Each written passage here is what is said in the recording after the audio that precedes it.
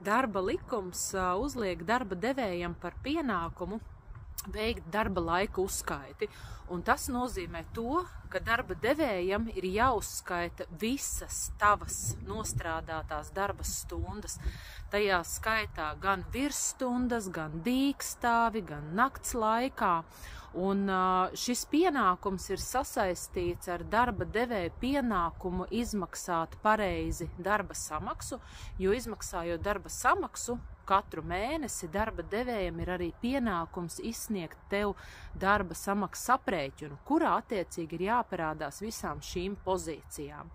Ja darba devējs tev neizsniedz darba samaksas aprēķinu, tev ir tiesības to pieprasīt, jo tas ir darba devēja pienākums, un par šādu pienākumu nepildīšanu Valsts darba inspekcija var uzlikt arī administratīvo sodu. Un, ja tev nav skaidrs šis aprēķins, tad darba devējiem ir arī pienākums to izskaidrot.